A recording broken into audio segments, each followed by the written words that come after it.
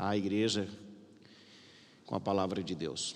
Irmãos, nós temos aí o desafio, nesse sábado pela manhã, de trazermos esse tema, o remanescente do tempo do fim. É um sermão bem adventista, né? E gostaria de convidar você para que você esteja conosco nesse momento, pensando, analisando e estudando, conhecendo um pouquinho esse tema. Eu sei que esse tema, talvez alguns dominem com facilidade.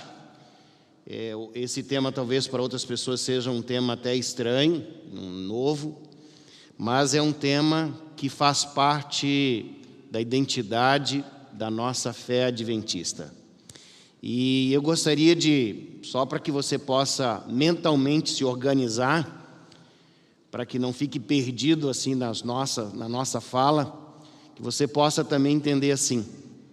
Nós iremos falar sobre o remanescente na Bíblia, então aí está presente o tema no Antigo Testamento, o Novo Testamento, e a outra parte do nosso sermão nós iremos analisar o remanescente dentro do Apocalipse,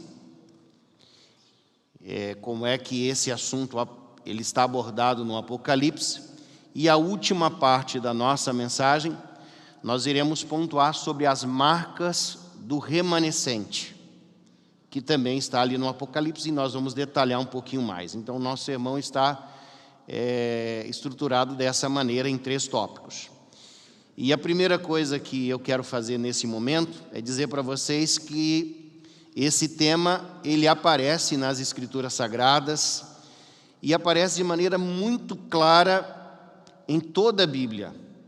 No Apocalipse, Deus apresenta marcas assim que são inconfundíveis, que você lê e automaticamente a sua mente se remete para um grupo e ao mesmo tempo essas marcas são distintas, e a igreja, ou esse povo remanescente, não é um povo invisível.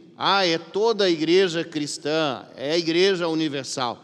Deus, ele tem a igreja universal, mas dentro dessa igreja, os fiéis em todos os lugares, em todos os ambientes, igrejas, religiões, mas Deus, ele tem e ele sempre teve um povo, que nós podemos chamar igreja remanescente ou povo remanescente. E a igreja remanescente, ela é profética, e ela possui raízes proféticas, ou seja, tem uma identidade, um DNA profético. Não aparece do nada, no obra do acaso, pela manifestação e desejo de, quem sabe, de alguém que discordou de um ponto doutrinário, entendeu? Porque eu posso simplesmente discordar e iniciar uma outra igreja, mas o povo remanescente não começa dessa maneira. Ele começa, talvez, sim, discordando de A ou B, mas existe uma identidade, uma ligação, raízes proféticas, e não só raízes proféticas, uma identidade profética, como também esse remanescente tem uma mensagem profética. O que eu vou pregar? Que mensagem eu vou trazer para o mundo? Não é qualquer mensagem, não é, quem sabe, uma tônica. Hoje nós vivemos em tônicas. Nós temos a teologia da prosperidade, nós temos a teologia da libertação, e assim os movimentos religiosos vão se organizando. E cada um tem uma tônica diferente, cada um pega uma parte da Bíblia, faz uma visão e vão defendendo os seus pontos de vista. E agora, como é que nós, que nos identificamos como igreja remanescente, porque nós, a igreja adventista, nós nos identificamos com esse movimento, com essa igreja remanescente. Mas nós não fazemos isso de maneira arrogante, dizendo, nós somos o povo remanescente. Não é assim. É com uma humildade tremenda que nós nos apropriamos desse assunto e dizemos assim, nós nos identificamos com este povo. Então, queridos, a primeira coisa que eu quero salientar para vocês é com relação ao status, né? Ou seja, nós somos o remanescente de Deus e o povo remanescente de Deus. Nós somos, como igreja remanescente, temos esse papel, resultado da graça de Deus. Não é algo que deve gerar em nós uma autossuficiência, uma arrogância, um orgulho, porque a escolha é baseada pela graça divina. Por que eu estou aqui hoje? Por que nós estamos aqui hoje? É a misericórdia de Deus, que um dia alcançou um familiar e me trouxe aqui, e trouxe a mensagem. Por que você está aqui? Você poderia ter nascido em uma outra igreja, você poderia ter casado com uma outra pessoa, poderia ter escolhido uma outra cidade, mas o Evangelho, e esse Evangelho eterno, chegou a cada um de nós. Então é resultado da graça divina. Não existe nenhum algo especial em nós, eu sou especial. Não, nós nos tornamos especiais em resposta desse chamado. E em segundo lugar, esse remanescente fiel a Deus do tempo do fim, ele também tem uma missão. E qual é a nossa missão? A nossa missão, queridos, não está em a gente pescar dentro do próprio aquário, né? Esses dias eu fiz aqui, no período de férias, uma pescaria com o Miguel aqui no lago do Iaques. A gente estava ali recuperando de um procedimento cirúrgico. O Miguel ali, a gente colocou uma vara sem nada, sem isca nenhuma. E eu daqui a pouco vi os peixes. Miguel, está muito fácil pegar os peixes aqui, ué. Queridos, nós colocamos assim uma massa de um pastel que nós encontramos no chão, grudado ali num aramezinho, e daqui a pouco, não é que o peixe pegou?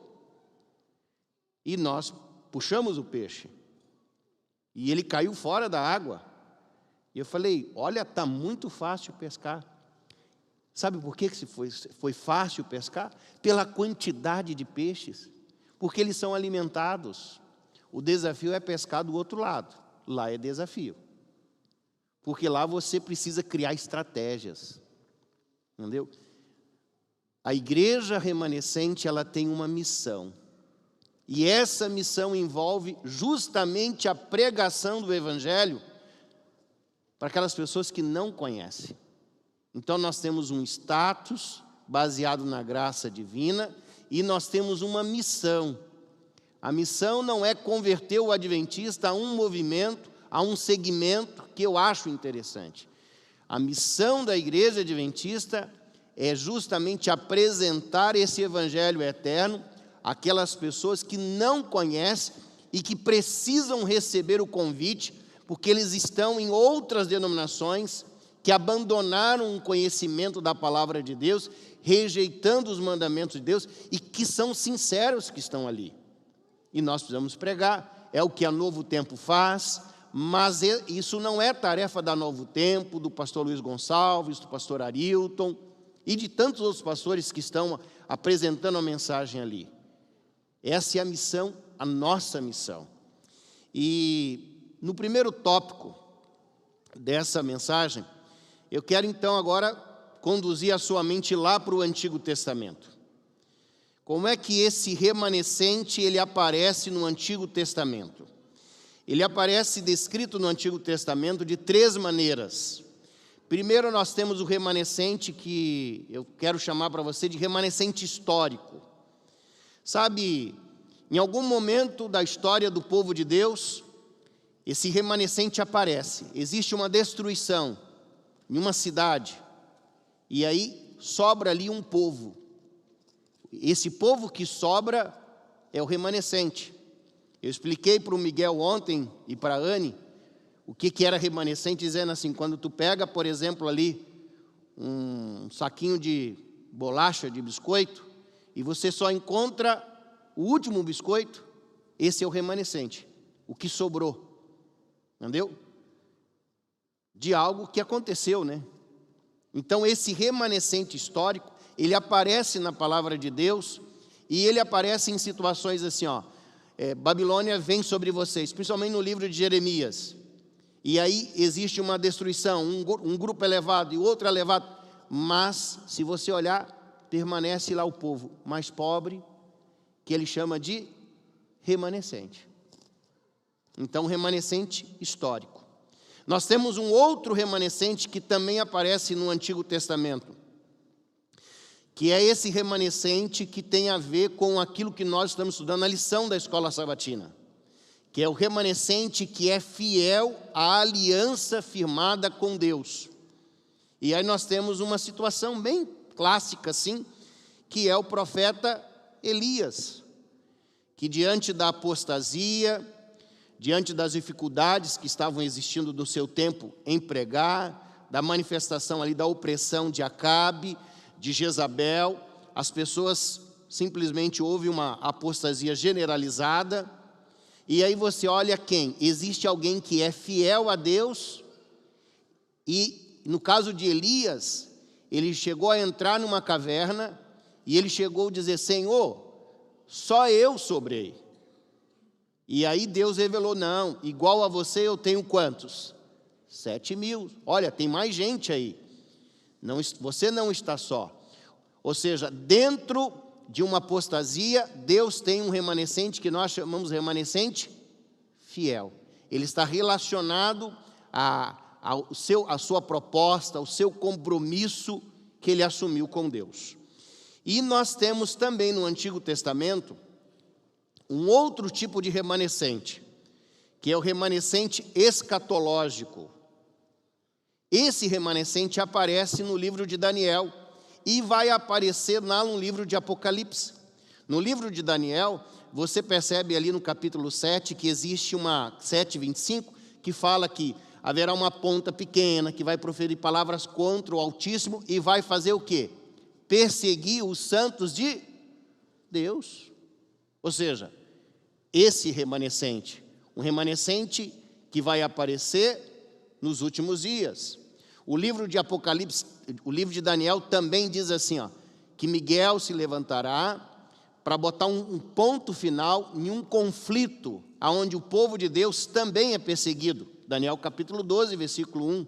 Ou seja, existe no Antigo Testamento 3 tipos de remanescente: o remanescente histórico, o remanescente que é fiel à aliança e o remanescente escatológico, que aparece no Antigo Testamento. Se você olhar para a figura de Elias, ele na realidade representa uma simbiose, eu poderia dizer assim, dos 3. Por quê? Elias é o único, ele permaneceu como sobrevivente diante de uma crise que aconteceu, tá? Nos seus dias. Elias é o remanescente histórico. Elias é um remanescente fiel a Deus, porque ele permanece firme nos princípios. E Elias também aparece no livro de Malaquias e aparece também no Novo Testamento como referência ao povo de Deus que vai ser fiel nos últimos dias. Então Elias, ele se encaixa perfeitamente entre esses 3 formatos de remanescente que aparecem nas Sagradas Escrituras.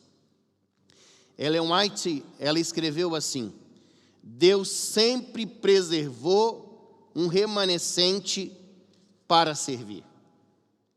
Se você observar a história, Deus ele tem um padrão. E esse padrão acontece no Antigo Testamento em todos os momentos. Deus ele tem um povo.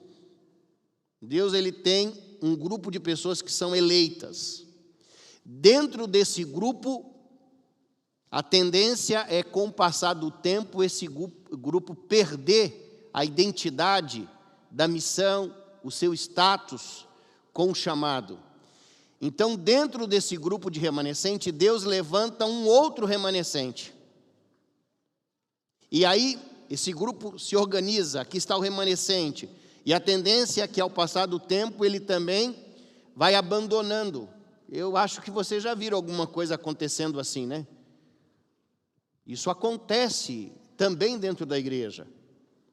E aí Deus vai levantando o quê? Um remanescente dentro do remanescente. E esse padrão, ele aparece nas Escrituras Sagradas. Deus, ele tem um remanescente dentro do remanescente.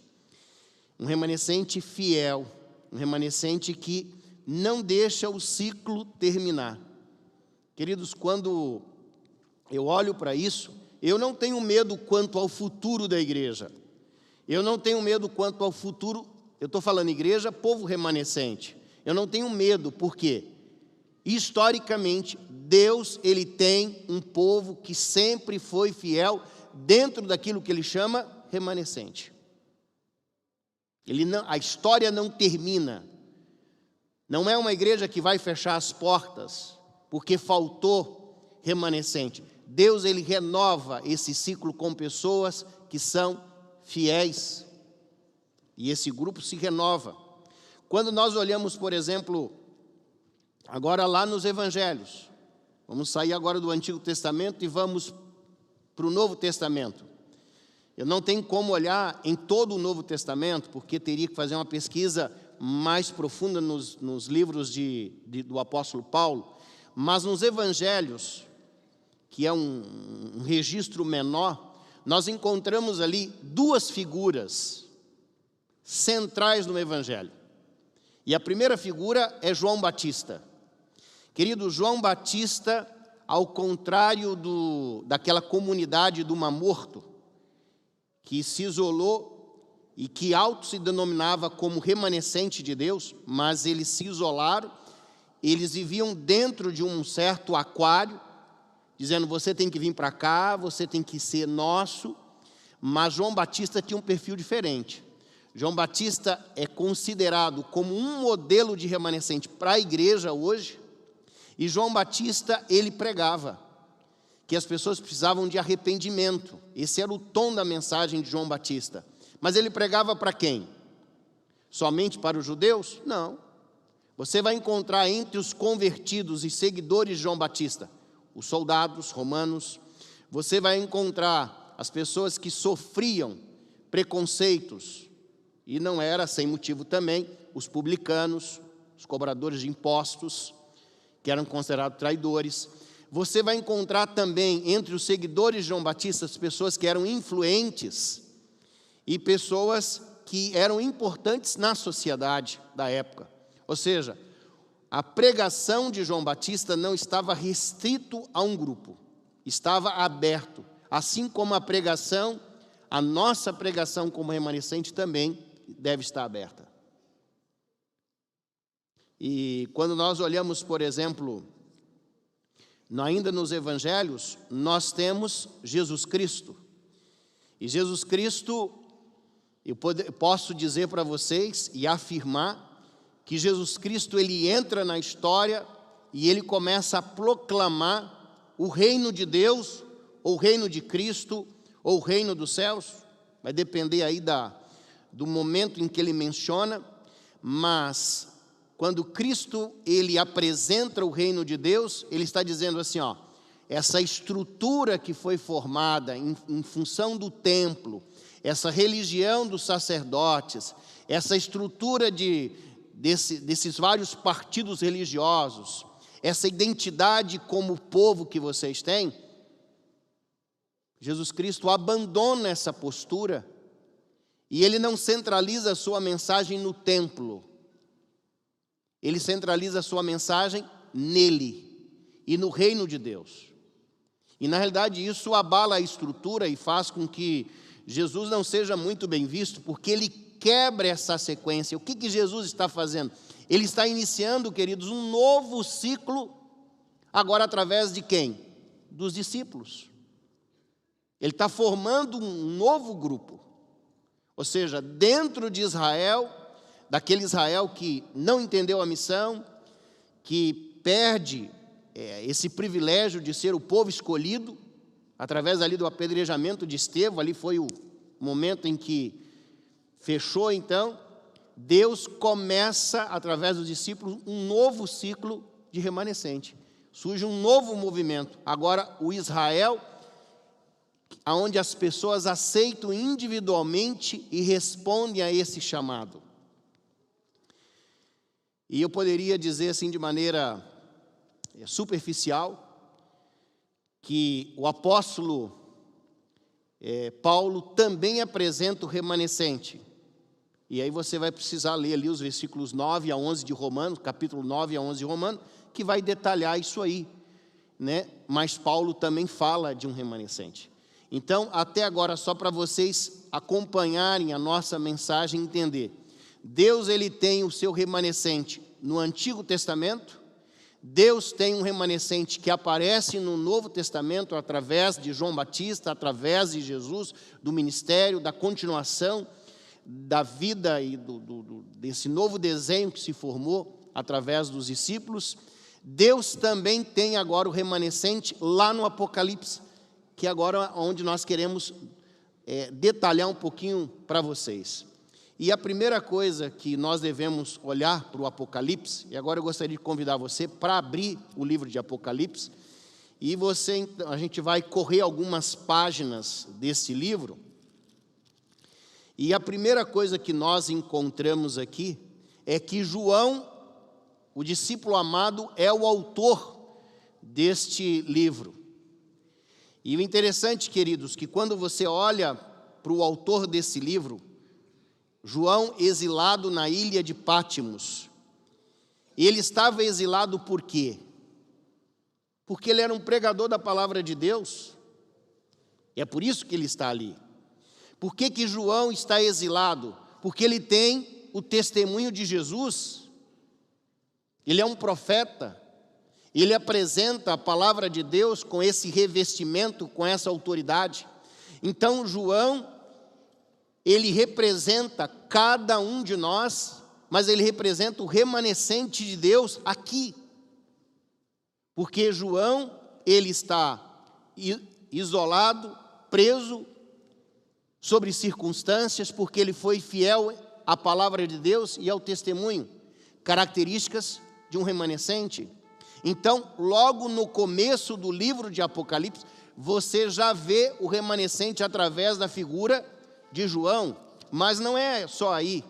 Semana passada eu estudei com um grupo de adolescentes sobre as 7 igrejas. Queridos, nós não temos tempo para ler, mas nas 7 igrejas, Deus, ele tem um povo, historicamente, como se fosse uma linha do tempo. Ele tem as várias igrejas, as várias fases da igreja cristã na história do mundo, e quando você olha para isso, você percebe assim, que em cada momento, Deus, ele tem o seu remanescente. E não é todo mundo, porque quando você olha para a primeira igreja, para a segunda igreja, para a terceira igreja, para a quarta, quinta, sexta igreja, você vê o quê? Que ao vencedor, não é assim que a Bíblia termina? Eu anotei aqui na igreja de Éfeso, ele diz assim: ao vencedor, dar-lhe-ei que se alimente da árvore da vida. Depois na igreja de Esmirna, ele diz assim: ao vencedor, de nenhum modo sofrerá o dano da segunda morte. Depois na igreja de Pérgamo, ao vencedor, dar-lhe-ei o maná escondido. Não é todo mundo. Deus, ele tem um chamado, e aonde ele diz assim, aqueles que permanecem, ou aquele, poderia ser no singular, aquele que permanece fiel, aquele que é o vencedor, recebe a recompensa. O nome disso é o quê? Remanescente. Deus, ele tem descrito através das 7 igrejas, que Deus tem um convite, e aqueles que escutam esse convite, essa advertência de Deus, essa pessoa ou este povo fará parte desse remanescente. No livro, na parte ali que fala da igreja de Laodiceia, ele diz assim: ao vencedor, dar-lhe-ei sentar-se comigo no meu trono. Ele não diz todos, ao vencedor, ao remanescente, aquele que tem essa identificação. E quando nós olhamos para a estrutura do livro de Apocalipse, o livro de Apocalipse, ele foi formado, assim como a Bíblia, como se fosse assim num sanduíche. Eles é uma estrutura chamada quiástica. O que é essa estrutura? É como se você pega, por exemplo, um pão e você divide ele no meio. E aqui você tem uma metade do pão e aqui você tem outra. Aqui você coloca ali uma alface e aqui você coloca outra. Aqui você coloca um tomate, aqui você coloca outro. E no meio tu coloca o especial. E aí você fecha. Tá? Então a primeira parte do livro de Apocalipse está relacionado com a última parte. Então quando a Bíblia fala aqui do vencedor das 7 igrejas, qual é a recompensa desse vencedor? Aí quando você olha lá para os últimos capítulos de Apocalipse, capítulo 21, 22, diz que o vencedor vai receber a nova Jerusalém. Não é todo mundo, é ao vencedor, o remanescente. Então, o assunto do remanescente, ele aparece claramente também no livro de Apocalipse, tanto na figura de João, tanto nas expressões que aparecem nas 7 igrejas, tanto na estrutura do livro, mas o que mais me chama a atenção é quando você começa a avançar nos capítulos de Apocalipse, e aí você se depara com o capítulo 7 de Apocalipse. E ali você vê um grupo que permanece fiel a Deus, e esse grupo é leal, e ele tem o cuidado. E João então escuta, porque Deus fala assim: quem é que pode permanecer, suster-se-me diante da minha ira?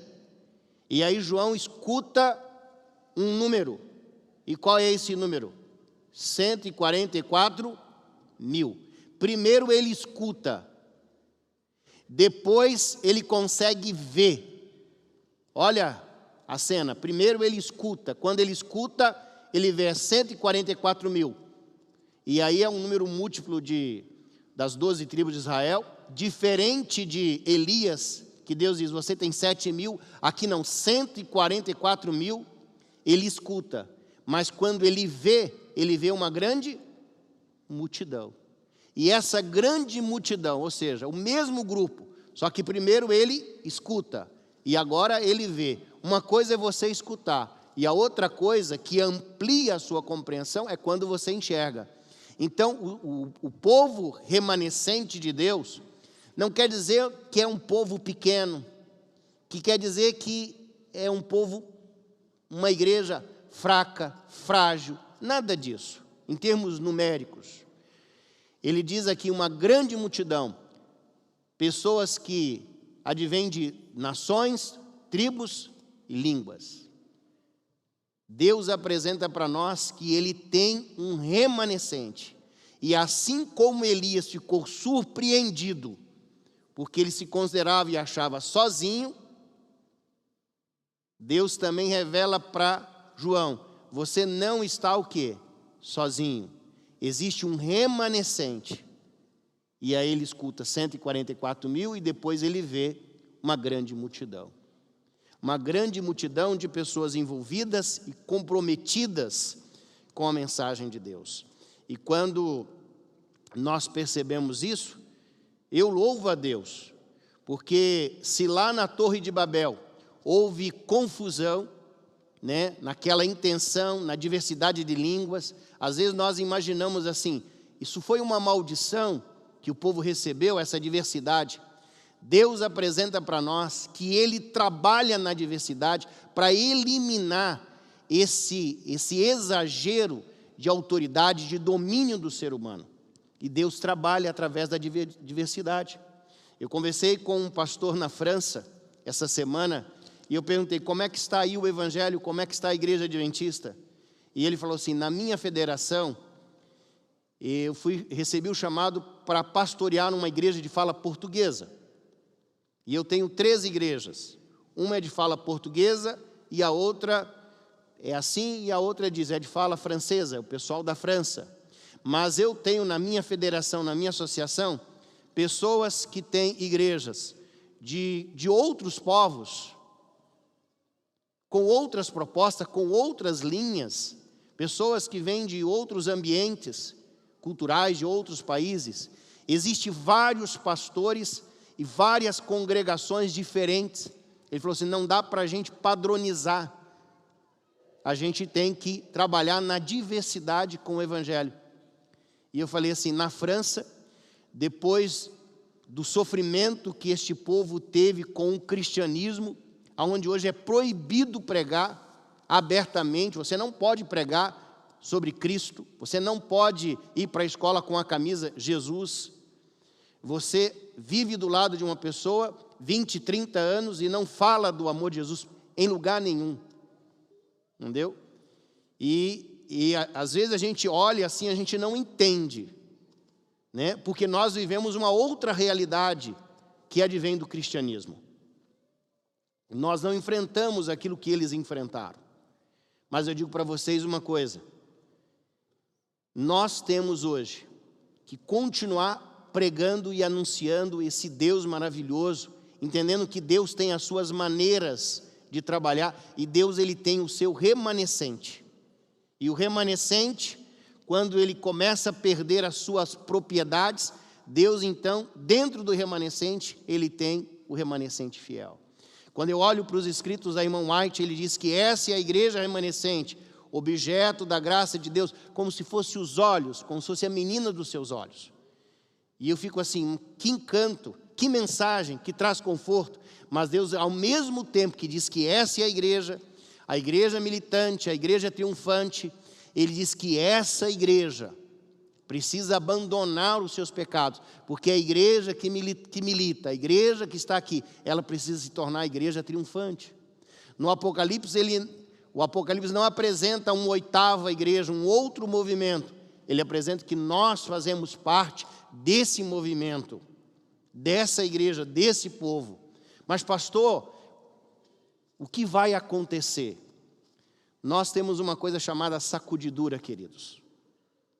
E sacudidura nada mais é do que você colocar dentro de uma peneira os grãos e você então, e aquilo que não presta vai saindo e vai ficando somente aquilo que você deseja e vai aproveitar.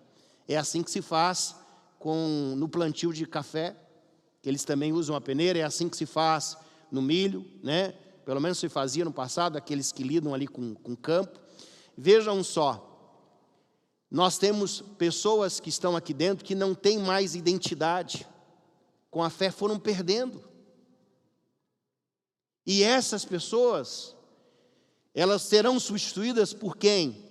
Por muitas daquelas pessoas que estão lá fora e que estão ouvindo a nossa mensagem, mas não tiveram coragem de sair dos movimentos diversos, não só das igrejas, mas das religiões, que talvez não entenderam ainda completamente, mas vão em algum momento perceber, e essas pessoas já estão vindo para cá, e estão substituindo. Deus está dizendo que Ele vai levantar um remanescente dentro dessa igreja.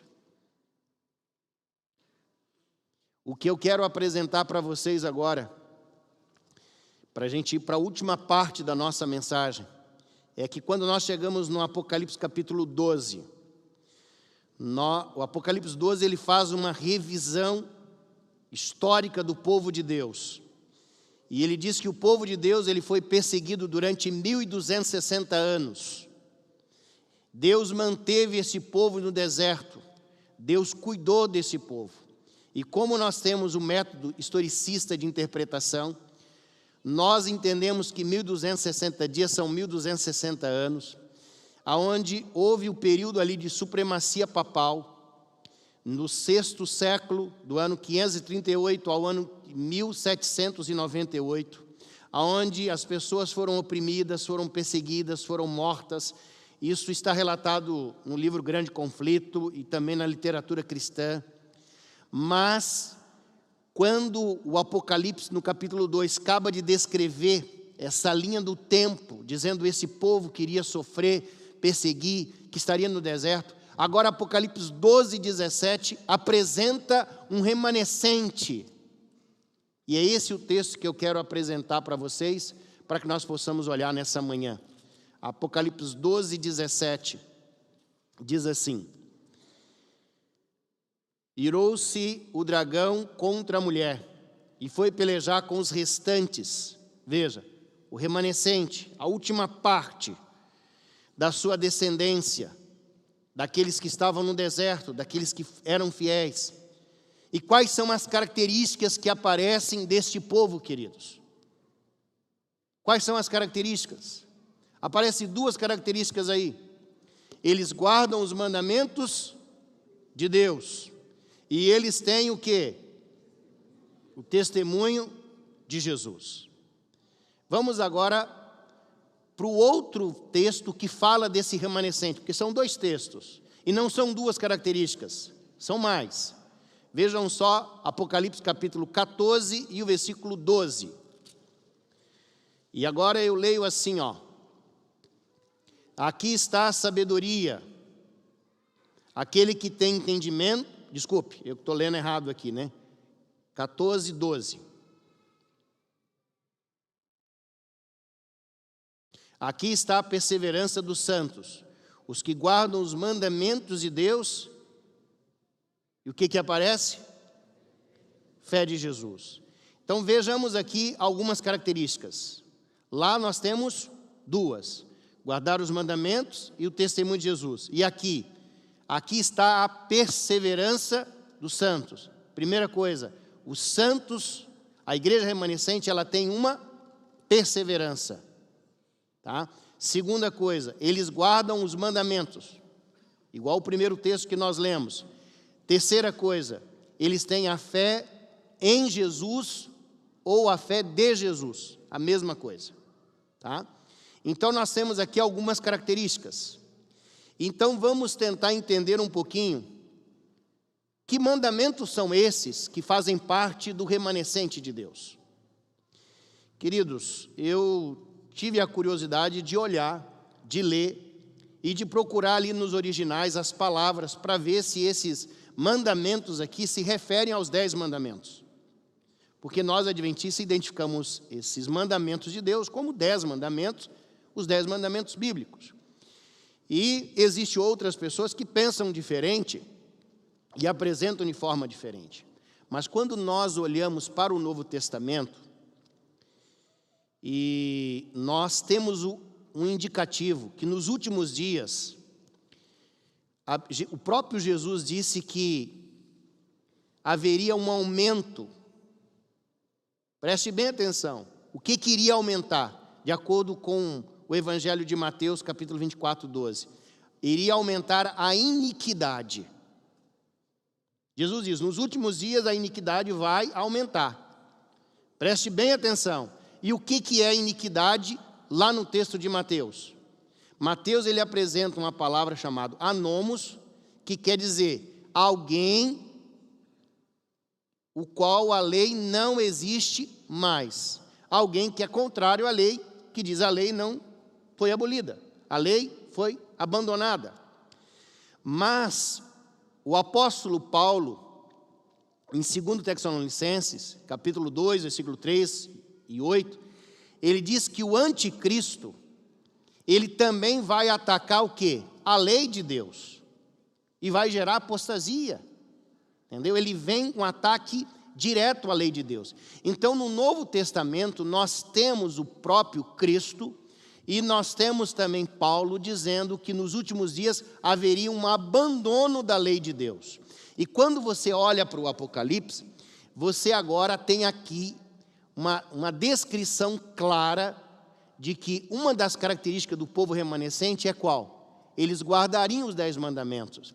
Mas se você observar, existe mais uma informação importante para nós. O que aparece de maneira clara no livro de Apocalipse, querido? E que faz parte do contexto imediato desse texto que nós estamos lendo. O santuário celestial. E dentro do santuário celestial havia o quê? Uma arca. E dentro da arca, a senhora já gritou? A tábua das leis que Moisés recebeu de quem? De Deus. Ou seja, que mandamentos são esses que a Bíblia se refere como característica? Queridos, as características do remanescente. Número 1. Guardariam os 10 mandamentos. Essa é a primeira característica. E aí está incluído o quê? O mandamento do sábado. Segunda característica, teria o testemunho de Jesus. Irmãos, o que é o testemunho de Jesus? Olha, se você olhar para a Bíblia e olhar para a tal da teologia, você vai ficar confuso, porque vai ter várias alternativas. Mas Deus é muito sábio. Nem na sua sabedoria e providência, Ele já deixou para nós a chave. Apocalipse 19, 10, no final diz assim, João está ali diante do anjo, ele quer adorar, né? E aí o anjo diz, não, eu sou um conservo teu, você não, assim como os profetas, não, peraí, não faça isso. E aí no final ele diz assim, pois o testemunho de Jesus é o espírito de profecia. O que é o testemunho de Jesus? O espírito de profecia. E aí nós, adventistas, entendemos que o espírito de profecia é essa manifestação profética do dom profético na igreja adventista. Nós olhamos para o apóstolo Paulo e ele diz que um dos dons do Espírito Santo seria o dom o quê? Profético. E ele diz, a profecia, ele exalta esse dom profético. Quando nós pesquisamos, por exemplo, o que os judeus entendiam desse texto. E a gente tem algumas dicas, né? E a gente tem como pesquisar isso. Existe uma Bíblia que foi uma tradução feita do hebraico, porque os judeus, eles aprenderam a falar, em determinado momento, o aramaico. Então eles pegaram ali, muitos já não entendiam o hebraico. Então houve uma tradução da Bíblia do hebraico para o aramaico, para atender os hebreus. E o nome dessa tradução é Targum. E essa tradução é feita, tanto a tradução como o comentário. E nessa tradução de Bíblia e comentário, eles apresentam claramente que Deus utilizou várias vezes e sempre utilizou o que nós chamamos de espírito de profecia. E o que é esse espírito de profecia? É a manifestação de Deus através do Espírito Santo, que fala a mente dos profetas para orientar o seu povo. Ellen White, quando ela foi questionada a respeito, quando ela explicou esse verso, ela nunca disse assim, eu tenho uma manifestação do dom profético na minha vida, mas ela nunca recusou a aplicação que a igreja fazia. E ela sempre dizia assim, por uma modéstia, ela dizia, olhem para a Bíblia, o dom profético é a manifestação de Deus através da palavra do Senhor. Queridos, existe uma ênfase. O remanescente, ele guarda os 10 mandamentos, mas o remanescente precisa de um conhecimento da Bíblia. Profundidade do estudo da Bíblia. E nós, queridos, estamos vivendo numa época em que nós somos superficiais, nós lemos um monte de coisa, nós sabemos um monte de coisa sobre tudo e não sabemos nada de maneira profunda. Existe um esvaziamento de conteúdo profético, existe um esvaziamento de Bíblia. E se você começar a perguntar, o indivíduo não sabe nem defender a questão por que guarda o sábado. Ou seja, o remanescente, ele precisa ter conhecimento de Bíblia. Ele precisa conhecer o espírito de profecia que para nós, como igreja adventista, foi manifestado na vida de Ellen White. Queridos, aqueles que me conhecem sabem que eu não cresci num ambiente onde a minha mãe era adventista, o meu pai era adventista. Eu vim pela avó. E a avó nos trouxe para a igreja e depois ficou doente e não nos levava, porque ela tinha problema de saúde e não ia. As minhas irmãs mais velhas, elas iam. E aí, como eram gêmeas, viviam no mundo delas. Então, aí sobrava, ficava ali no meio e tinha minha irmã mais nova. Nós sofremos muito, porque não havia um certo apoio para dizer, vai para a igreja. Não havia uma proibição, mas também dizia, está aqui um livro, lê a Bíblia. Não existia nada disso. E quando eu me entendi por adolescente, Deus, ele atuou na minha vida. E eu fiquei apaixonado pela Bíblia. E o que me poupou, porque quando eu fui batizado eu tinha 9 anos. E quase todos os meus colegas que foram batizados comigo, toda aquela geração de amigos, era uma igreja grande, tinha muita criançada. Todos eles, quase todos, abandonaram a igreja. E no período mais crítico, que é o período do questionamento, de dúvida, a atração pelo mundo, nesse momento Deus me colocou uma paixão pela Bíblia. Queridos, eu li a Bíblia rapidamente, em menos de alguns meses. Depois, então, eu tive que comprar um livro, e como não tinha dinheiro, comprei A Igreja Remanescente, livro de bolso. Me ajudou muito. E depois, então, eu comprei Um Grande Conflito, aquele brochura, e devorei esse livro. Essas duas literaturas foram responsáveis para que eu permanecesse, no momento mais difícil, permanecesse firme na igreja. Me alicerçou. Conheci a Andresa, e eu fiquei admirado. Falei assim, como é que pode, né? Fez universidade fora, uma universidade secular, estava, na época, fazendo mestrado, tinha o recurso dela, a estrutura familiar não era uma família que diz assim, minha filha permanece na igreja, não tinha todo esse incentivo que nós temos às vezes. E quando eu conheci a Andresa, eu falei assim, como é que ela permaneceu? No período da faculdade, no período como adolescente, chovendo de rapazinho daqui para ali, né? E com os olhos verdes que ela tem, né? Então vejam só, queridos, eu entrei na casa da Andresa e eu vi o computador. E lá estava uma estante de livros. E ela não sabe disso, mas no começo do namoro, a primeira coisa que eu fiz foi pegar as Bíblias que estavam na estante, que eram Bíblias dela. E sabe o que eu encontrei? Bíblia anotada, com inscrições, com um pedaço de papel, onde estavam os sermões anotados, uma síntese dos sermões que ela pregava, e a Bíblia toda rabiscada, com pensamentos. Eu falei, essa guria estuda a Bíblia. E aí, aqueles livros do Espírito de Profecia, bem baratinho, que a gente compra em promoção da igreja, que eles fazem incentivo, tinha vários. E eu abri, todos grifados, marcados.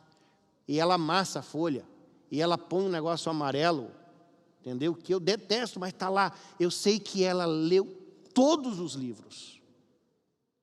E eu pergunto para você, o que ajudou que uma moça, diante da faculdade, pressão, permanecesse? Queridos, duas coisas que aparecem claramente aqui. O remanescente só pode ser remanescente se ele tiver conhecimento de Bíblia. Se não tiver, não tem como você permanecer, querido. Porque vem as dificuldades. Existe hoje um abandono acadêmico da Bíblia. A Bíblia é qualquer coisa, menos a palavra de Deus e que tem autoridade. Fruto da pós-modernidade, da modernidade, tudo que você imagina. E eu faço um apelo, queridos, faço um apelo para os jovens que estão aqui. Às vezes a gente olha assim, tem medo, será que vão ficar meio radical? Eu fiquei, porque você é novo, você lê, e aí você não consegue administrar esse tom de mensagem escatológica, que chama, cuidado, vem juízo, e aí você fica meio estranho, meio radical. Mas calma que as coisas equilibram, porque chega a maturidade. Porque não tinha apoio de pai e de mãe, nada. Então, entre ser liberal e ser zeloso, é preferível ser zeloso e fiéis aos princípios. Não tenham medo de estudar e conhecer. O que vai gerar o abandono e a apostasia da nossa vida não é só jovens. Tem um monte de velho que eu preguei quarta-feira, que não quer mais saber de Bíblia, que quer saber só de chimarrão, quer saber só da serra, um monte de coisa, que nem pisa na igreja, só pisa quando o IACS faz aniversário. Mas são membros da igreja do IACS. Mas cadê? E essa pandemia me ensinou uma coisa. A igreja que é fiel, queridos, é 30%, porque 70% era turista. Porque quando estuda a lição, a Thelma sabe, é 30%, não chega a 40%. Quem devolve o dízimo é 30%, não chega a 40%. Quem devolve a oferta é 22%, não chega a 30%. Queridos, está aí. Mas a igreja continuou. Financeiramente, o pastor Elbio está aqui. Sabe que não caiu financeiramente, mas cadê aquele público de 1.200 pessoas? Não está aqui. Mas aqueles que estão são fiéis, em casa ou em qualquer outro lugar, não é, irmã Esther? Porque é a segunda vez que ela pisa na igreja, depois da pandemia. Mas ela permaneceu fiel em todos os compromissos, e assim como outras pessoas. Irmãos, é essa identidade que nós precisamos como igreja. Não tenham medo de colocar diante dos seus filhos conteúdo profético. Não tenham medo. Não tenho medo de incentivá-los a isso. Não tenho medo.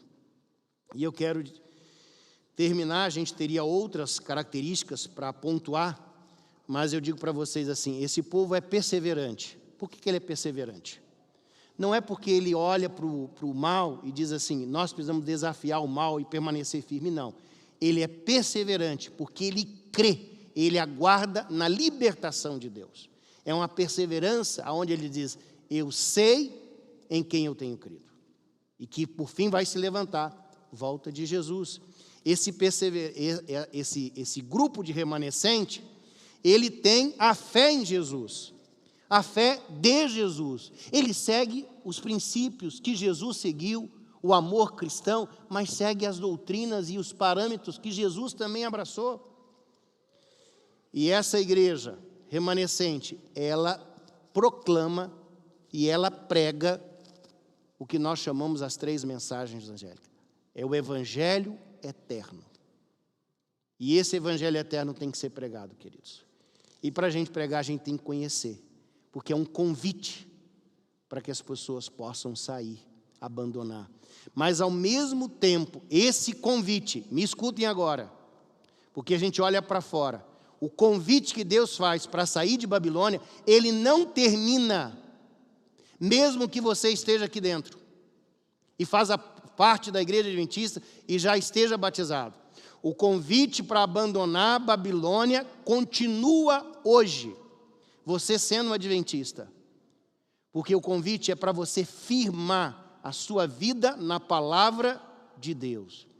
O convite é para você permanecer firme com essa revelação que é um presente de Deus através do Espírito de Profecia. O convite continua, não só para eles abandonarem Babilônia, aprenderem a guardar, reconhecerem a Bíblia, mas também para nós, que precisamos voltar a ser o povo da Bíblia. A igreja de Deus, ela só será a igreja remanescente se eu estiver alicerçado, se eu tiver essas características. E eu quero convidar você, querido, a pensar nisso, a ler sobre isso. Se você, de repente, falou, pastor, eu quero entender mais, na livraria tem um livro chamado Igreja Remanescente, organizado pelo Instituto de Pesquisa. Leia esse livro, me peça que eu te mando o livro, a foto para você comprar, para você ler. O objetivo é que você estude mais a respeito desse assunto e que você leia mais sobre isso e que nós possamos tomar as nossas decisões em cima desse conteúdo. Queridos, eu quero convidar nesse momento, nós iremos cantar uma música que fez parte da minha vida, e eu acho que fez parte da vida de muita gente, porque eles ganharam disco de ouro quando eles lançaram essa música, que é Não Tardará. Eu queria que você cantasse com o teu coração, dizendo que não vai tardar, e nós devemos, como povo de Deus, estar pronto e responder de maneira positiva ao chamado de ser remanescente de Deus.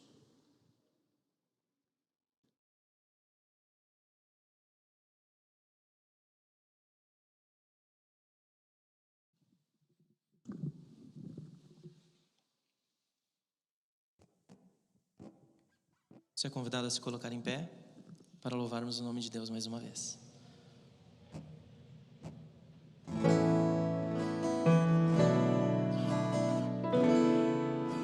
Não tardará,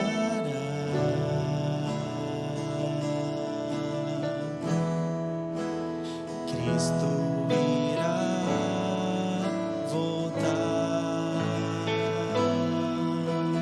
Não tardará,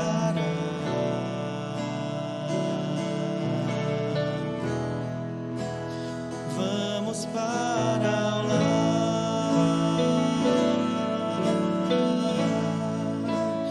Não tardará,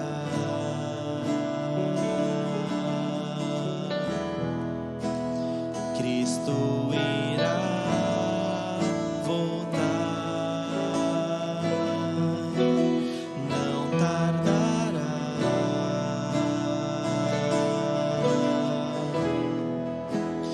vamos para o lar. Eu quero me preparar, pois vamos logo subir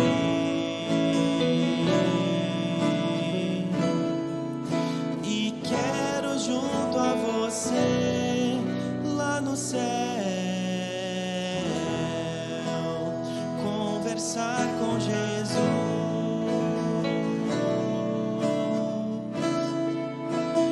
Não tardará,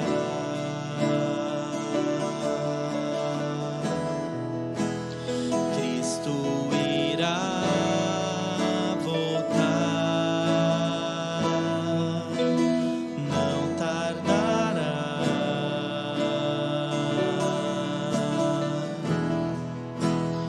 vamos para o lar.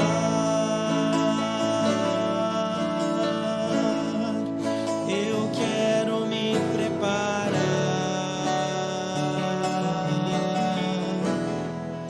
pois vamos logo subir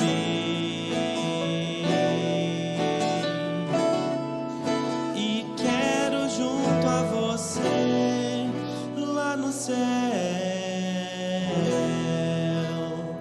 conversar com Jesus.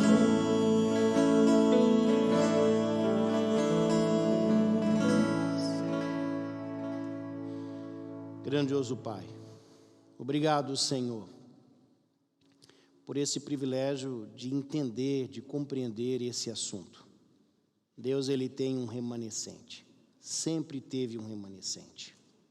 Deus, Ele tem um povo que, independente do tempo, da época, das circunstâncias históricas, que eles permanecem fiéis ao chamado de Deus.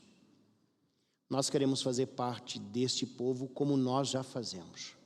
Queremos que o nosso nome seja confirmado no livro da vida. Queremos estar em pé diante do Cordeiro de Deus.